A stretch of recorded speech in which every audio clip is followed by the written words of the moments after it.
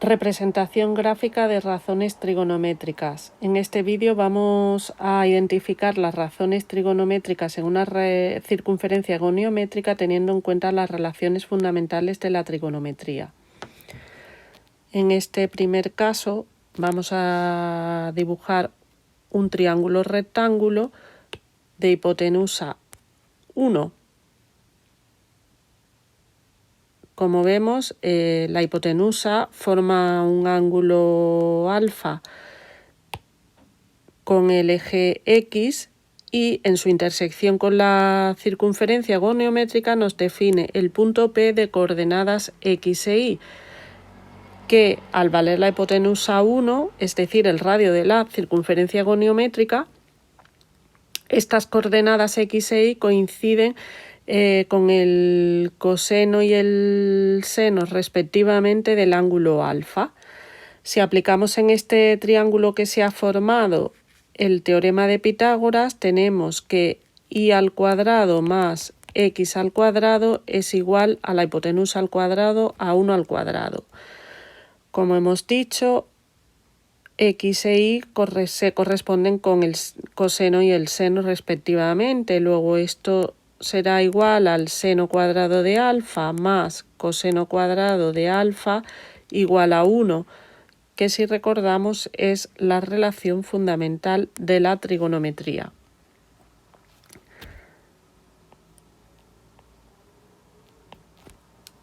En este segundo caso vamos a dibujar un triángulo rectángulo cuyo cateto horizontal valga 1. Por tanto, coincidirá con el radio de la circunferencia goniométrica. Así pues, en este caso aplicamos también el teorema de Pitágoras en este triángulo y obtenemos que u al cuadrado más 1 al cuadrado será igual a z al cuadrado. Si recordamos, si dividimos todos los términos de la relación fundamental de la trigonometría entre el coseno cuadrado de alfa, obtenemos que seno al cuadrado de alfa entre coseno cuadrado de alfa más coseno cuadrado de alfa entre coseno cuadrado de alfa es igual a 1 partido de coseno cuadrado de alfa. Si vemos de aquí esto, seno entre coseno es la tangente al cuadrado de alfa más coseno entre coseno es 1, es igual a 1 partido del coseno es la secante, en este caso, al cuadrado, que era otra de las fórmulas de la trigonometría. Pues bien, si esto lo aplicamos al triángulo rectángulo que tenemos aquí, sabiendo que esto será el cateto que vale 1, en este caso el otro cateto será la tangente al cuadrado y la hipotenusa será la secante al cuadrado.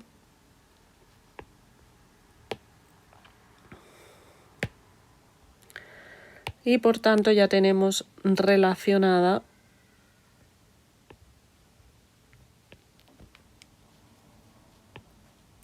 este triángulo con una de las relaciones fundamentales de la trigonometría.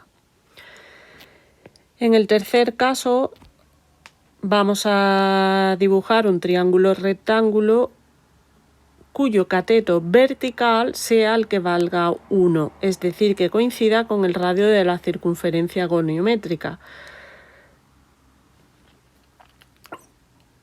Pues si aplicamos el teorema de Pitágoras en este triángulo, tenemos que 1 al cuadrado más v al cuadrado será igual a la hipotenusa al cuadrado, en este caso w al cuadrado. Procedemos como en el ejemplo anterior y partiendo de la relación fundamental de la trigonometría, si en esta fórmula dividimos todo por el seno de cuadrado de alfa, seno cuadrado de alfa entre seno cuadrado de alfa más coseno cuadrado de alfa entre seno cuadrado de alfa, igual a 1 partido del seno cuadrado de alfa. De aquí obtenemos que seno entre seno vale 1, más coseno entre seno es la cotangente al cuadrado, y que 1 partido del seno es igual a la cosecante de alfa al cuadrado. Teniendo en cuenta que 1 es un cateto, la cotangente debe ser el otro cateto y la cosecante en este caso debe ser la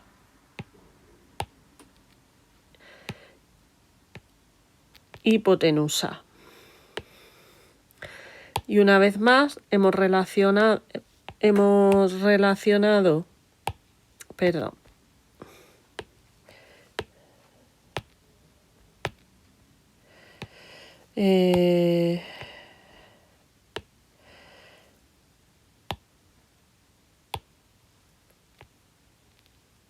una de las fórmulas de la trigonometría con la representación gráfica en la circunferencia goniométrica. Vamos a ver la representación de las razones trigonométricas en GeoGebra. En el caso número 1 teníamos un triángulo rectángulo cuya hipotenusa valía 1 y nos quedaban definidos el seno y el coseno. Si nos movemos el punto P a lo largo de la circunferencia, podemos ir viendo la representación del seno y el coseno y deducir fácilmente cuáles son los signos.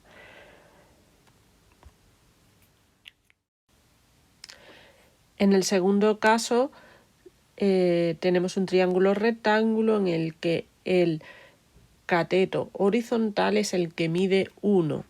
El otro cateto es la tangente en amarillo y la hipotenusa es la secante en rosa. Una cosa importante a tener en cuenta y es que la secante y la tangente se representan siempre en la mitad derecha de la circunferencia geométrica independientemente del cuadrante en el que esté el ángulo. Veamos qué ocurre cuando cambiamos el ángulo al segundo cuadrante. Como vemos, la secante y la tangente siguen estando representadas en la parte derecha de la circunferencia goniométrica. Pasamos ahora al tercer cuadrante y efectivamente vemos que sigue en la parte derecha. Y ahora pasamos al cuarto cuadrante y tenemos lo mismo.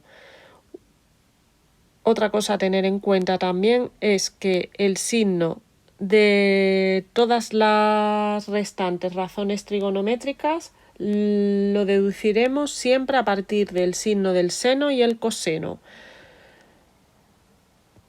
Vamos con el tercer caso. En el tercer caso teníamos un triángulo rectángulo cuyo cateto vertical es el que medía 1 y por tanto el otro cateto era la cotangente y la hipotenusa la cosecante. Al igual que en el segundo caso, la representación de la cotangente y la cosecante se hará siempre en este caso en la parte superior de la circunferencia goniométrica. Como vemos, si pasamos al segundo cuadrante, seguimos teniendo la representación de la cosecante y la cotangente en la parte superior de la circunferencia goniométrica, en este caso en la parte izquierda. Pasamos ahora al tercer cuadrante y vemos que efectivamente seguimos representándole la parte superior, en la mitad superior de la circunferencia goniométrica y lo mismo ocurre cuando estamos en el cuarto cuadrante.